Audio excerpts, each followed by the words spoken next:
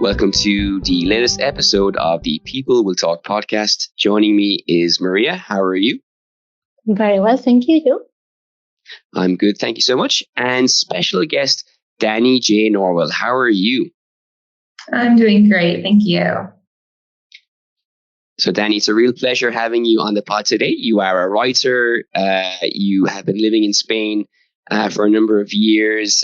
So we've so much that we want to ask you about, but we'll start with the most fundamental and basic question there is, why did you move to Spain?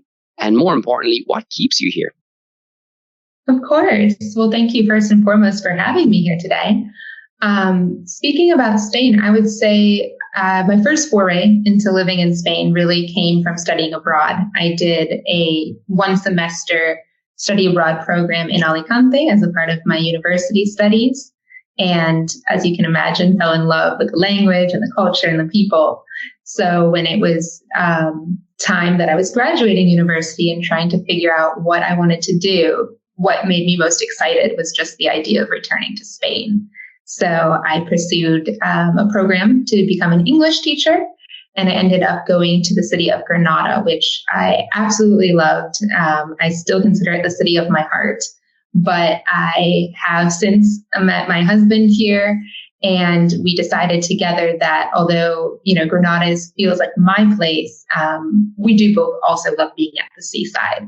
So in terms of raising our family, that's where we saw ourselves. And we have since moved to the Costa del Sol. So yeah, that's a little bit of it, I guess. We started our family here, and that just feels like our home now. That's very nice to hear, Dani. And well, one of the many things that you do is running this blog called Sincerely Spain, and you do it with your friend, Claudia.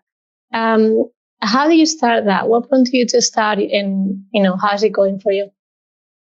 Yes. So the Sincerely Spain blog really has humble beginnings, I would say. We basically started it because the two of us were just getting so many questions from friends and friends of friends and people we were just very distantly connected with. We're always reaching out if they were going to be studying abroad or moving abroad or even traveling to Spain, just wanting to ask us questions of people who were here on the ground. And so that showed us that there was really a need for a resource of that nature, at least a resource that felt personal, because it seemed like people wanted to talk to us directly rather than just do an internet search. So that kind of is where it came from. And that's a little bit of the reasoning behind why we write the blog posts in the format we do. Each post is kind of like a letter written directly to one person and signed Sincerely Spain. And that's something that we've kept up for 7 years now. We have over 500 posts and a worldwide audience. And I would say it's going really well. It's a passion project, first and foremost, but we feel like we've really been able to make an impact and connect with a lot of people. And that has been a beautiful thing for us.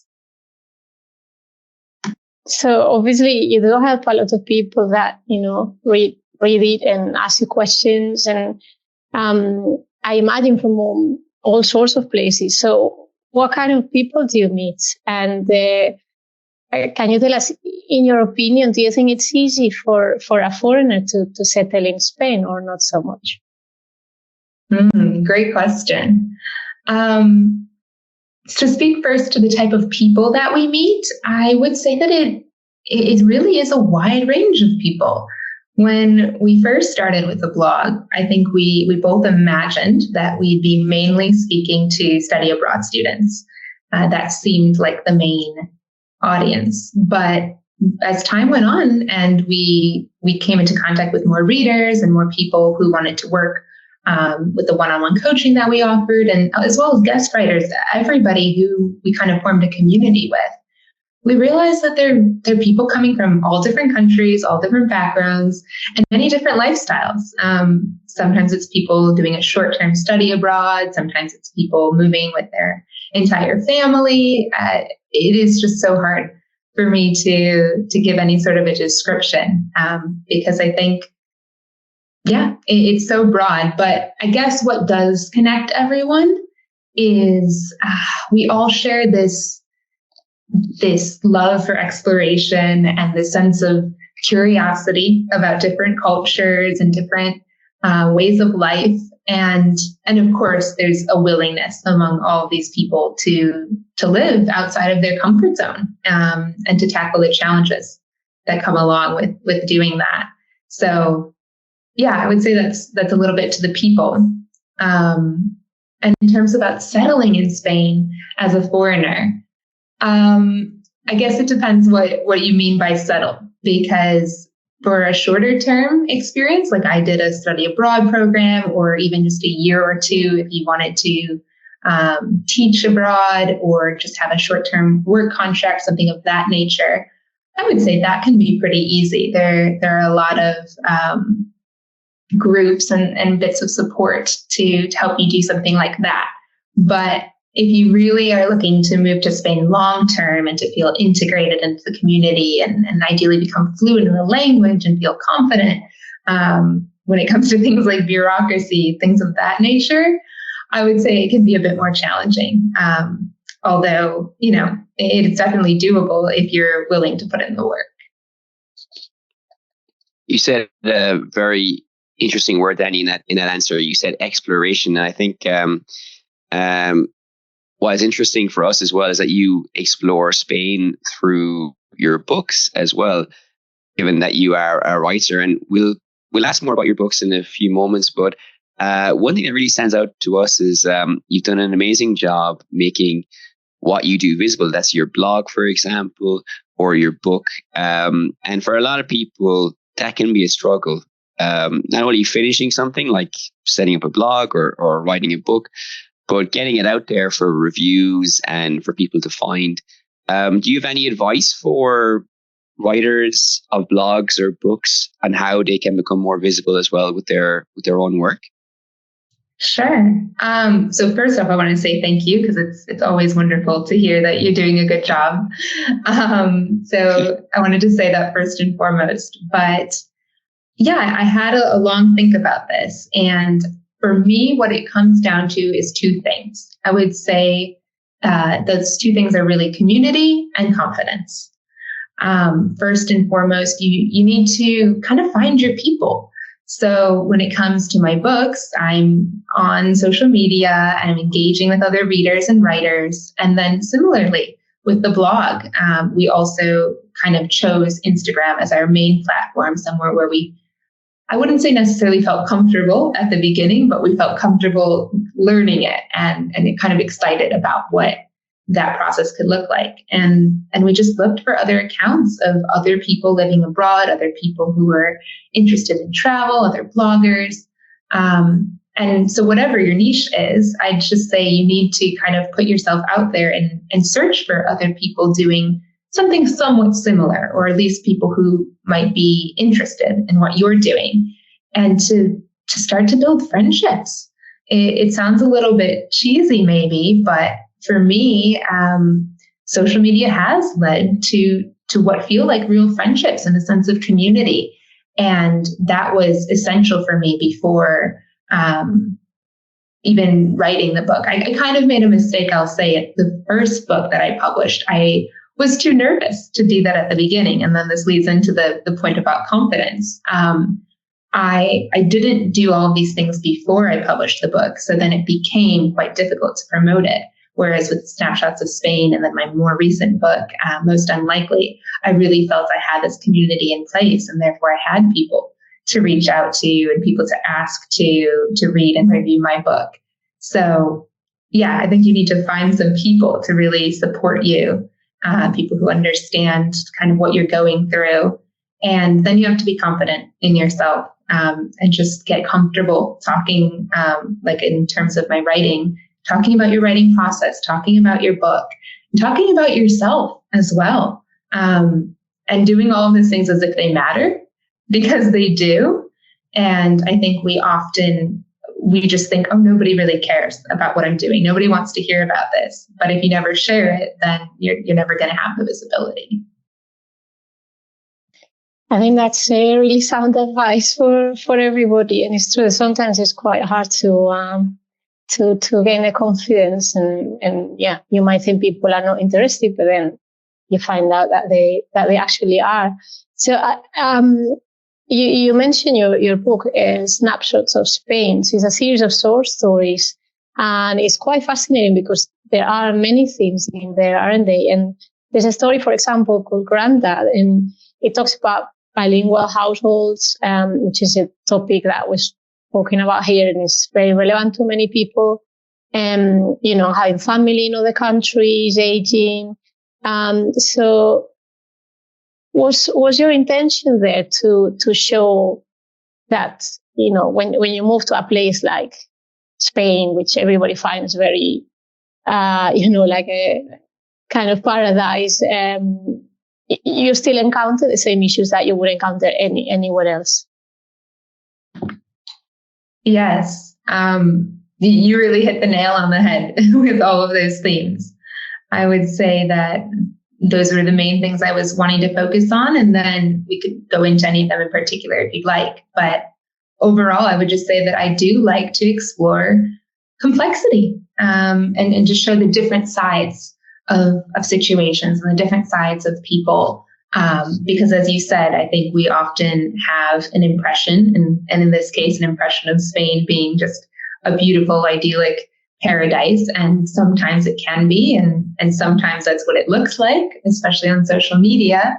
But at the end of the day, yeah, people are going to experience the same sorts of heartache and the same sense of loss and difficulties, no matter where they live. So yeah, those are definitely the sorts of things I was hoping to bring to light in Granddad. And I think for that reason, it really resonated with people. I get a lot of positive feedback about this story in particular, which is actually available on my website for free if anyone wants to download that, kind of get a taste of the writing. And I think this is one that a lot of people connect with. So I would recommend that.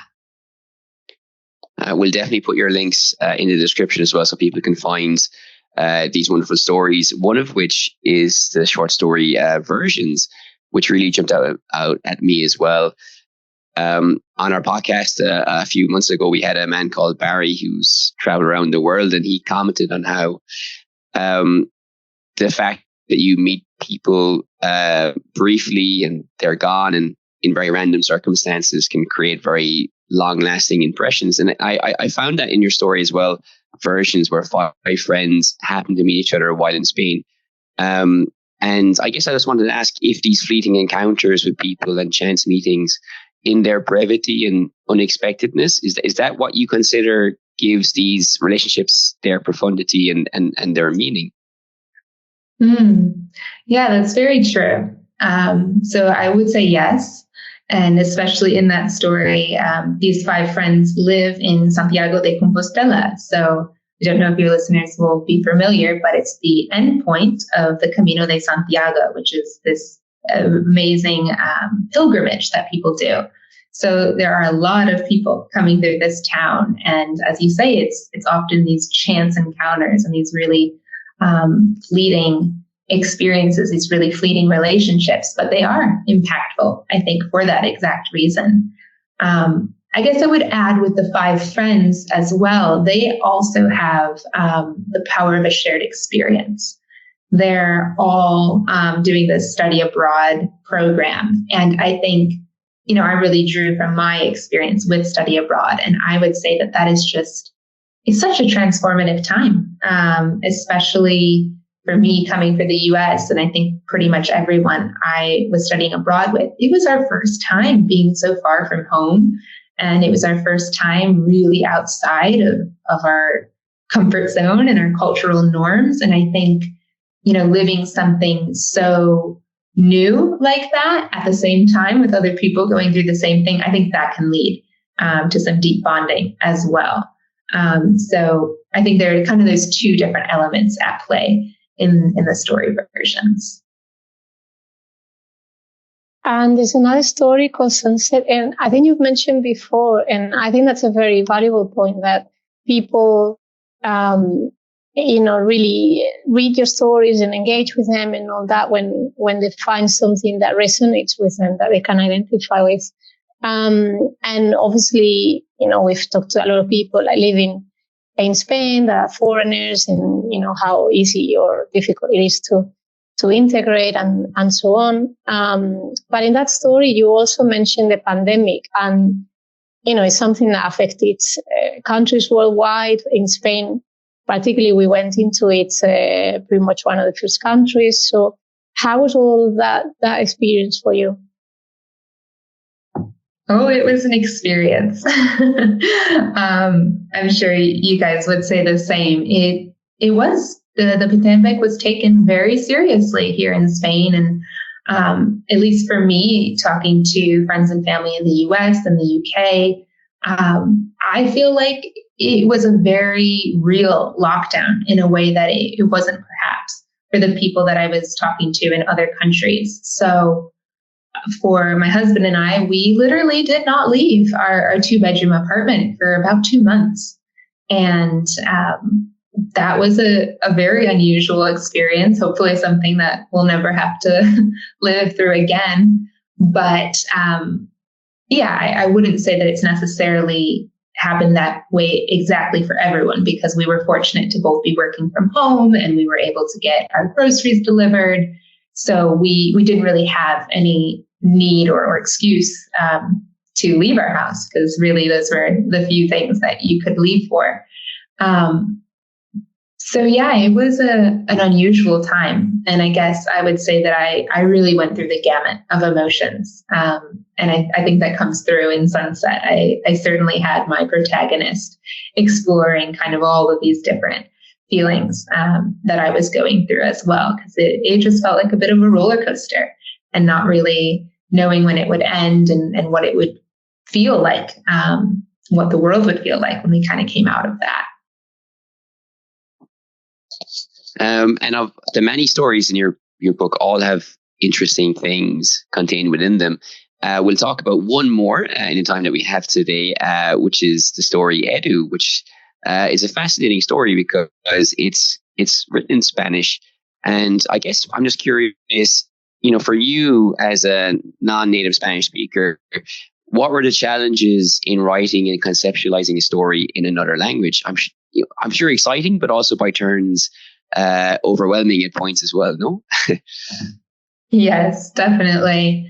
So I guess I would say that my approach with Edu was just completely different to the way that I wrote any of the other stories in Snapshots of Spain, in comparison to any of the writing I've done otherwise.